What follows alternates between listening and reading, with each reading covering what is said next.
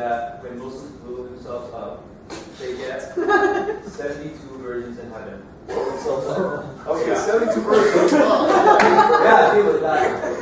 Why is it a problem, by the way? Is it? I don't know. Is it a problem? Tell me, why is it a problem? I just Well, want to I know. mean, I just want to know why everyone has an issue with it. Just let me ask. I'm I was sorry. hoping for 75. 75. Is it like, I guess the question, was it fair for the wives? Oh, is it okay? Can we say like, is it misogynistic or something? Is that probably what we're inferring here? That it's wrong for men to have. I think it's the suicide itself, suicide killings. Okay, well, I think that was just. I think that was just sensationalize it. Yeah. No, there are some. I don't want to get into it, but let's just assume that there's a lot of women in the afterlife that men are supposed to give everything more to themselves. Okay, let's just deal with the issue. All right, we can get the specifics of hadith later, but anyway.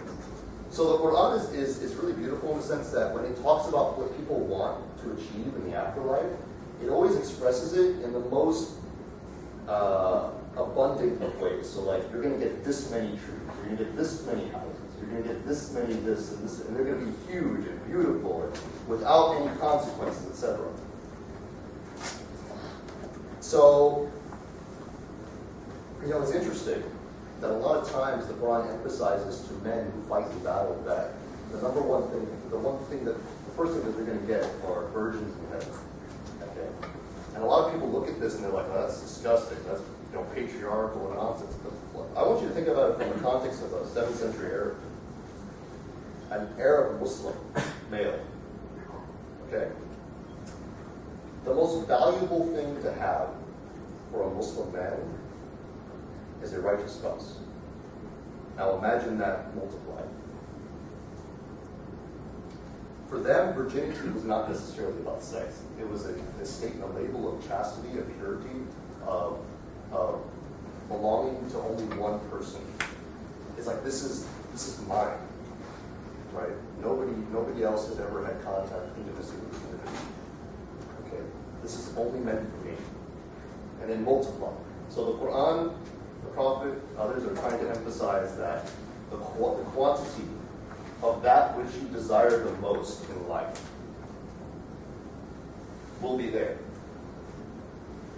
Okay, and the one thing that men desired most, Muslim men, was not because they just wanted to have sex all the time and everything, these horrible things that we talk about companions. We always emphasize that they're these sexual monsters, they're just, all they care about is women, No. Because the most valuable thing to a Muslim male is a righteous woman. That is the most emphasized thing. The one thing that you can treasure more than anything else in your existence as a Muslim man is to have a righteous spouse and righteous children, righteous things like this, not material items. Those were emphasized after this. They were emphasized, having all these palm trees and all these running rivers and things like this. Right? These were emphasized after that. But they were not in the same category. They were not material objects. Someone please have objections. No. Hold on. I want to be very clear here, because people will have this really messed up mentality that the reason that we mention women is because of sex. Like, that's all men care about. I'm sorry, but that's degrading to men. I'm being very clear. That's very degrading to men. There are scientific studies today that when a man loses a wife or he breaks up, men take it harder than women do. That's why the male suicide rate is higher. Okay? When a man finds a woman that he cares about, he loves, he's willing to give himself up to, that takes up most of his existence. A man does not work because he likes big houses and cars. A man works for the most part because he wants to give it all to his family. A man is willing to run in front of a bus and to protect his wife or his kids, not because I like doing this. It's great. I don't get up every morning and go to work because I like to work. I get up every morning because I have to pay the bills. Why? Because my wife needs to be taken care of. If I could live in a cardboard box, I would. But I don't. A lot of things that I have, I give to my family. A lot of things that men work for generally, like most of their income goes to their family. A man dedicates his life to his family. I don't know who has immigrant parents here. I'm sure many of you do. But have you seen how your father, well, everyone has different situations, but most of you, have you seen how your parent, your mother, especially your father? I know people, a lot of the young men who tell me about their fathers who would literally, they'll have degrees over in some other country. They come over here and drive a taxi, you know, for years and years. They work like endless hours just to make sure that their wife and their kids are happy. They sacrifice every part of their being. When a man loves a woman, there is nothing else he will give anything else. That becomes his life. Okay? Just the same as when a woman has a child. All right? That everything is given to them, to that child. All right? Men take heartbreak and they take companionship deeply, deeply personal. Yes, men can be all, think about sex all the time because psychologically people have proven this, okay? But when a man dedicates himself to a woman, there is no better loyalty. As far as I'm concerned. I'm a man, I know, I understand. Okay? But even in the animal kingdom, among mammals, males will sacrifice themselves instantly to protect everything. They don't care about their own lives.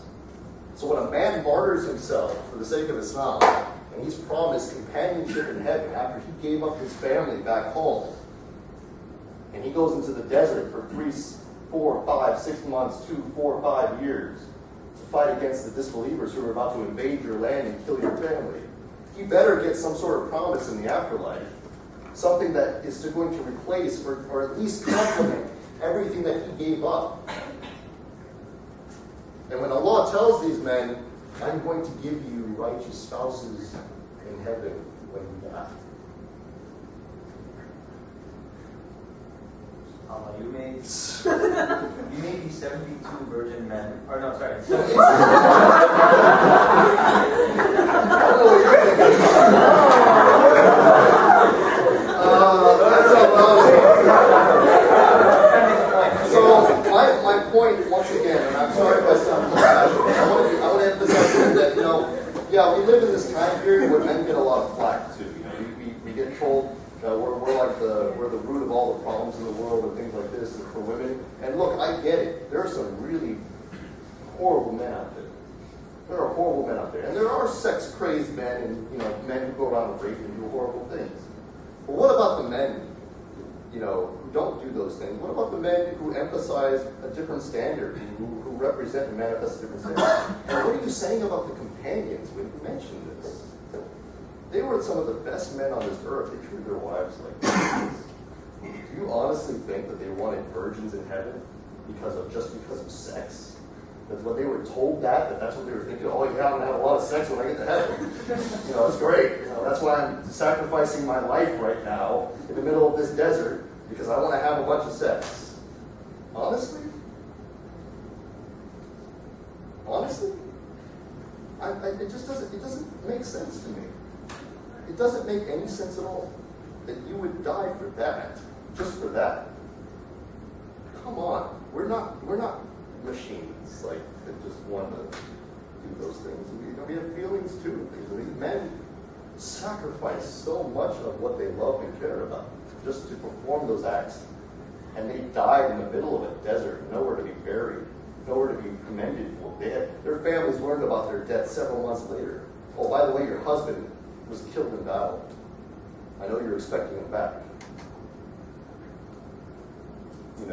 He died for you, by the way. Allah may, reward him. You don't think about it from that angle? No, he's enjoying himself. He's fine. If I was in the middle of that, and I was scared for my life, and I didn't know if I was coming back to my family, and Allah came down and said, look, I'm going to give you all of this and more. Even in our Aqidah too, your wife, she goes up to heaven, she joins you, she becomes queen among all of them. And it's like, you get all of this, you're going to get all this reward. I know you're scared, but look at what you're going to achieve from this. I'm trying to calm you down. Allah is trying to tell you something, like, look, you don't have anything to fear. I understand what you've sacrificed. You will gain how comforted would you be? Do you really think that these soldiers who were fearing for their lives in that moment were thinking, yeah, I'm gonna get sex? Like, I wouldn't enter my mind. That would be the last thing to enter my mind if I was about to die. Honestly. I would not be in the mood in that moment, okay? I'm just being frank with you, right? Would any male in here honestly be in the mood when they're about to face death? This guy's gonna cut my head off, but the girls, like, no. Okay?